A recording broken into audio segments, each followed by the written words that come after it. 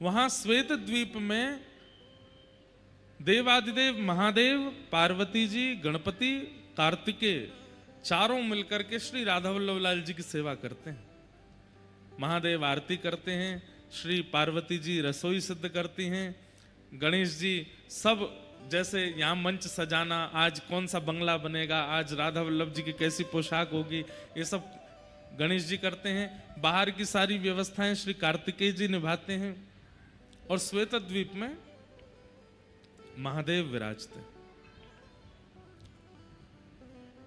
आत्मदेव नाम के ब्राह्मण ने कलिकाल में तप किया, महादेव प्रसन्न हो गए, बोले वरदान मांगो।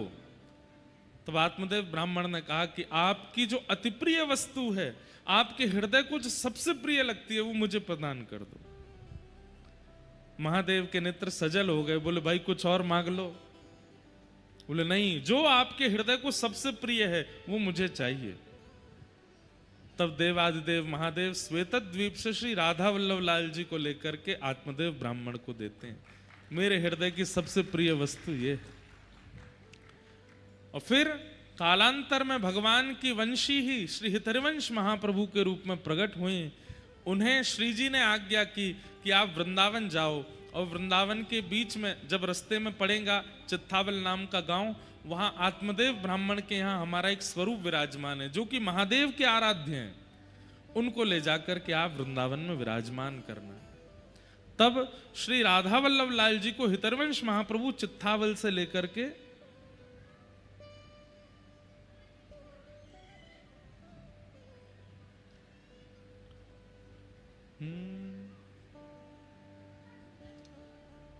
कौन सा स्वर है भाई?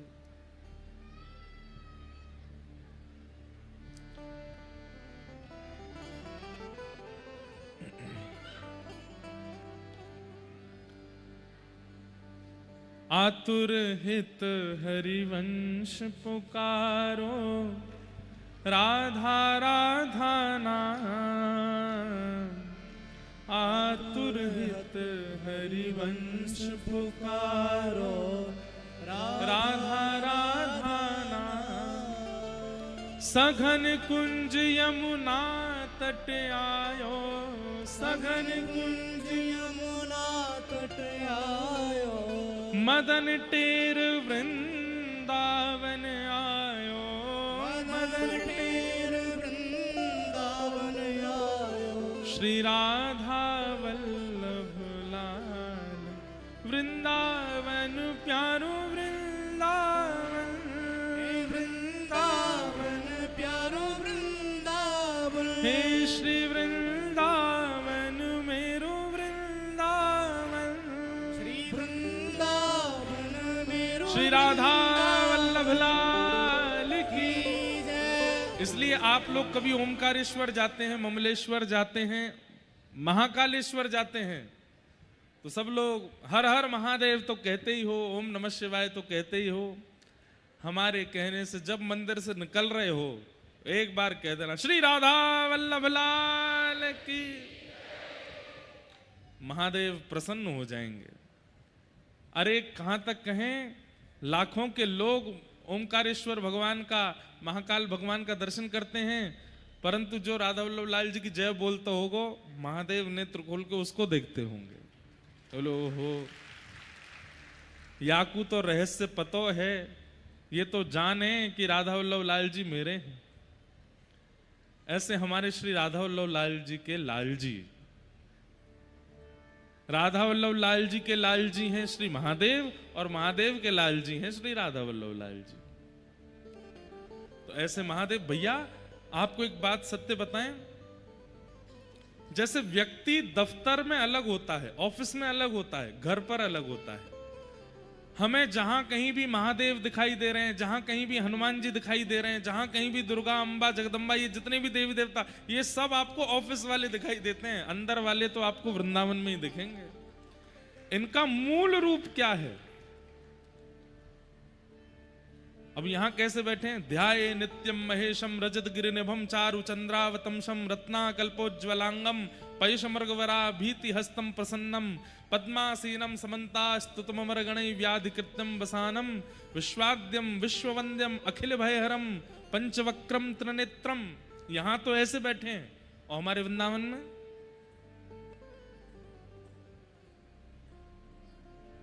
वंशी वट पे यमुना तट पे कान्हा रास रचावे, और गोपी बन के शंकर आए गोपेश्वर कहलाए।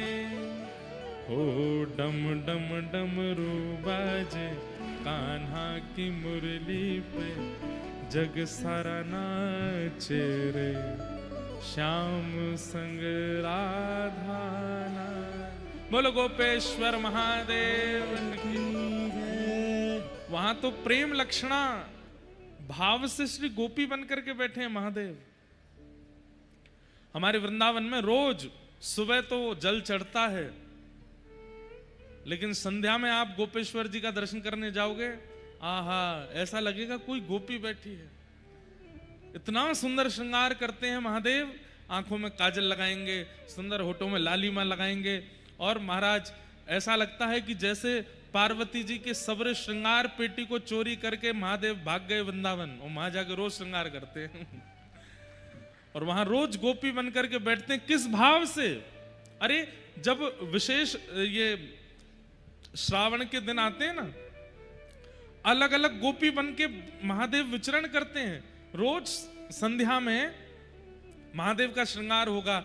आज दही की मटकी ऊपर रखी है, लेकर के जा रहे हैं, और बस विचार कर रहे हैं महादेव की मार्ग में कहीं नंदलाला मिल जाएं और दही को दान मांगेंगे तो उनको दूंगी। कभी मक्खन लेके जा रहे हैं, कभी दही लेके जा रहे हैं, कभी गौ दूध निकाल रहे हैं, कभी गौ चारण कर रहे हैं। जो जो गोपी की क्रिया वृंदावन में वो सब महादेव करते हैं। ये अंतरंग बात कौन जाने, इसलिए इसका ज्यादा प्रकाश भी नहीं कर सकते हैं, क्योंकि लोगों के मन में पता नहीं कैसी कैसी भावना आ जाए। तो आपके लिए महाकाली ठीक है, कालों के काल। हमारे यहाँ कालों के काल नहीं है, हमारे यहाँ तो प्रेमी है, हमारे यहाँ तो प्रेम लक्षण से विराजमान है महादेव। तो ऐसे श्री ओमकारेश्वर महादेव। बंधुओं, श्री ओमकारेश्वर महादेव केवल वह जो शिवलिंग है वही ओमकारेश्वर नहीं है। संपूर्ण पर्वत जो श्री नर्मदा जी के तट पर विराजमान है वो संपूर्ण ओमकारेश्वर है, वो संपूर्ण ओमकारेश्वर महादेव है। हमसे ज्यादा तो आप लोग जानते होंगे वहां की परिक्रमा का स्वरूप संपूर्ण ओमकार के रूप में है, और एकमात्र ऐसे ज्योतिर्लिंग हैं जो भैया सुगंधी वारे चलो है गो काम। वाह भाई, ये कथा की सुगंधी होंदे हो, चलो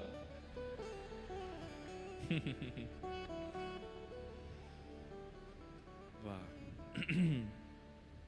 तो ऐसे ओमकारेश्वर भगवान के दर्शन किए।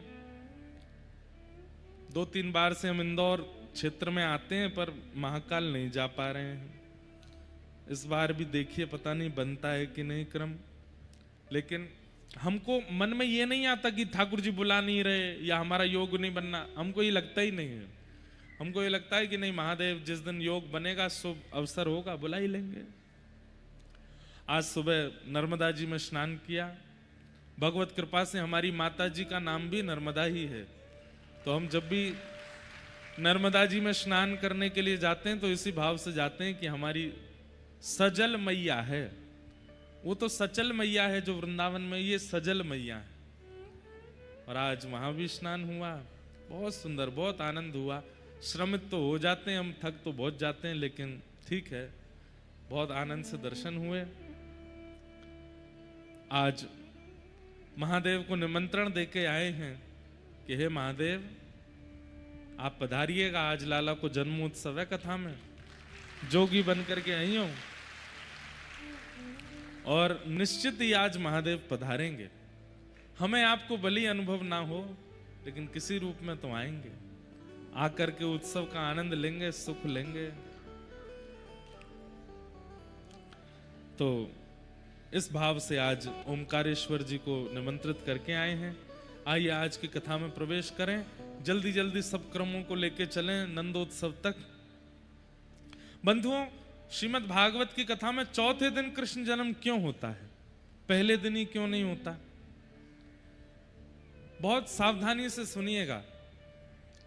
जैसे जब तक अधिकारी नहीं बना जाए तब तक अगली क्लास में नहीं भेजा जाता ना। जब लग जाए कि हाँ इस कक्षा की पढ़ाई पूरी समझ आ गई है तो फिर उसकी परीक्षा पास होती है, फिर अगली कक्षा में आप जाते हो। और अगर पहली कक्षा बिना पास किए दूसरी तीसरी चौथी में चले गए तो आपका भविष्य खतरे में आ जाएगा। कई बच्चे माता पिता की जैक लगवा करके फेल हो करके भी अगली क्लास में चले जाते हैं। चले तो जाते हैं लेकिन भविष्य में कुछ कर नहीं पाते, क्योंकि भाई वो परीक्षा नहीं है, एक प्रकार से आपकी योग्यता देखी जाती कि इस वर्ष कक्षा में आपने उचित तरीके से भाव को स्वीकार किया कि नहीं। ठीक वैसे ही सब लोग इधर देखो, इधर देखो, कहीं मत देखो, यहां देखो। 4 कक्षाएं हैं, तमोगुण, रजोगुण, सतोगुण और निर्गुण।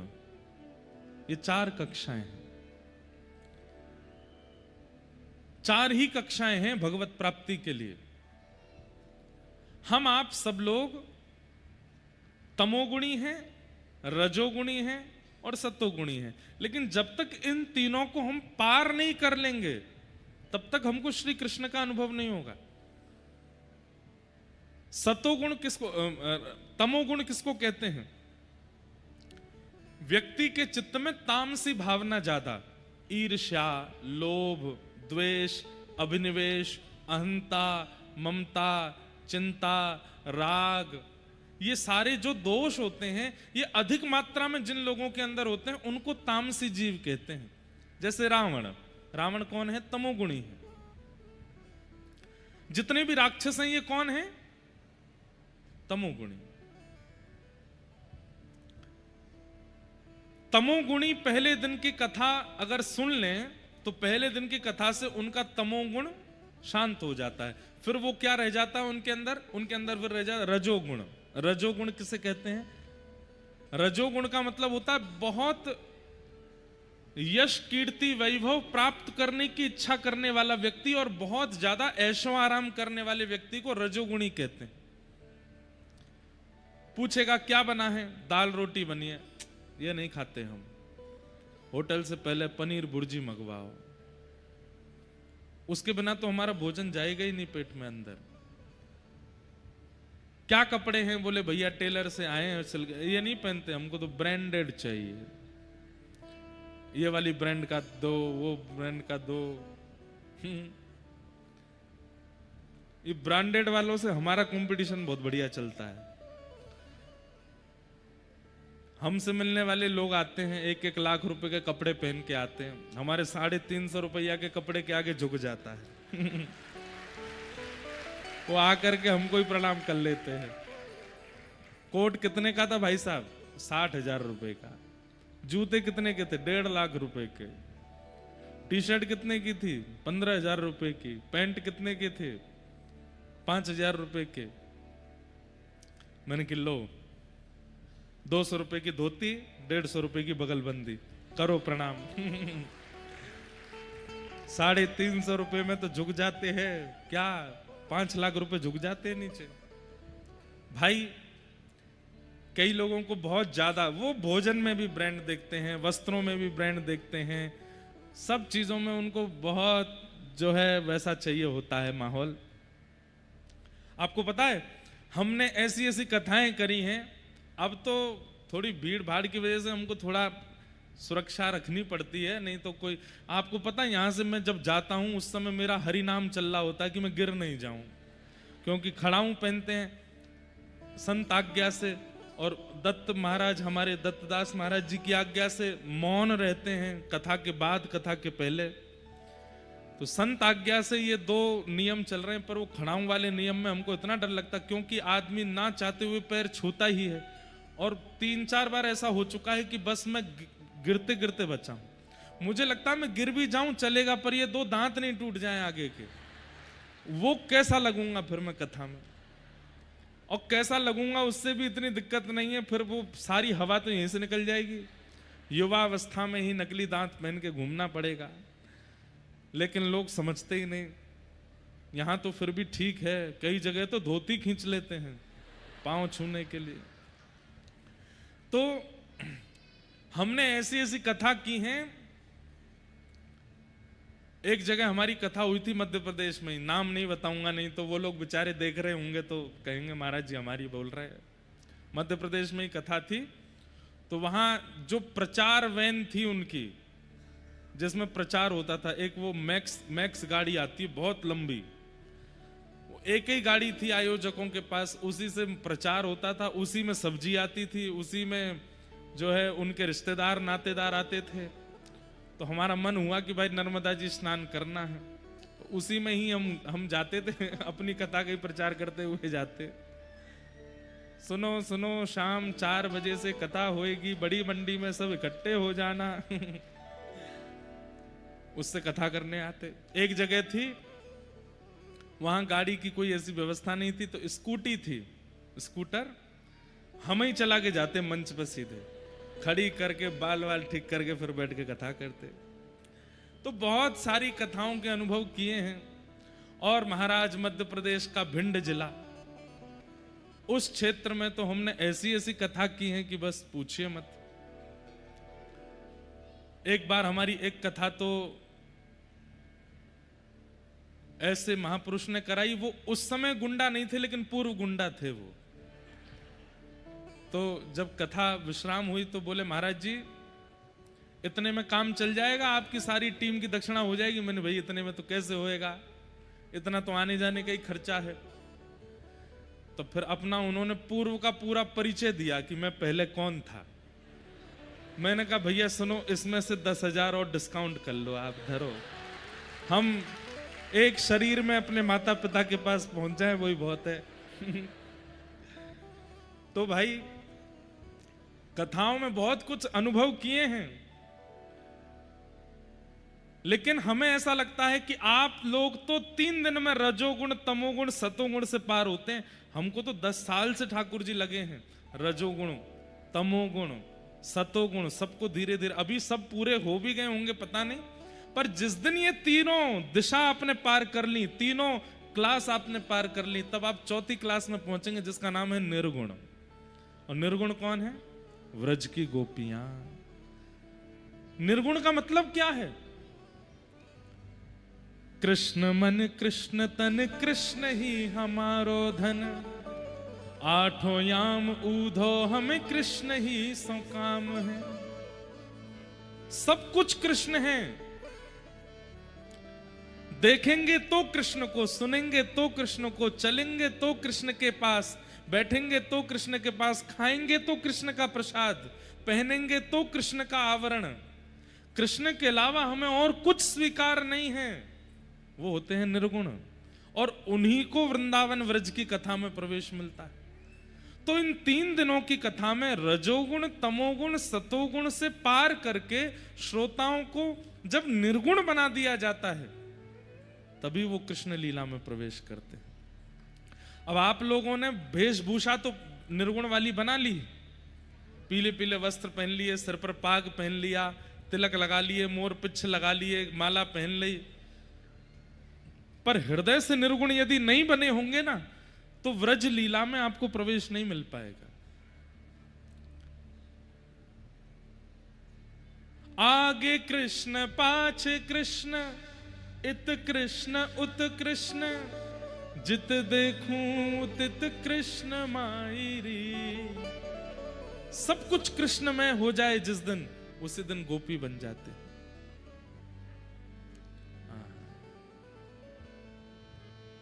मीराबाई गाती हैं, माई मेरे श्याम लाग्यो संग डोले, माई मेरे श्याम लाग्यो संग डोले। मीराबाई को सारे रजवाड़े समझाते हैं, राजकन्याएं समझाती हैं, अरे मीरा तू राजकुल में जन्मी है, राजाओं जैसी वेशभूषा पहनाकर, ऐसे मणिमाणिक पहनाकर, और ये क्या कृष्ण कृष्ण कहती जोगन बनी घूमती है। अरे कृष्ण मंदिर में जब जाती है तब कृष्ण कृष्ण गाया कर। तू तो सभा में भी कृष्ण गाती है, भोजनालय में भी कृष्ण गाती है, रसोई में भी कृष्ण गाती है, कक्ष में भी कृष्ण गाती है। अरे कहीं किसी के ब्याह में जाते हैं वहां भी कृष्ण गाती है, किसी के मातम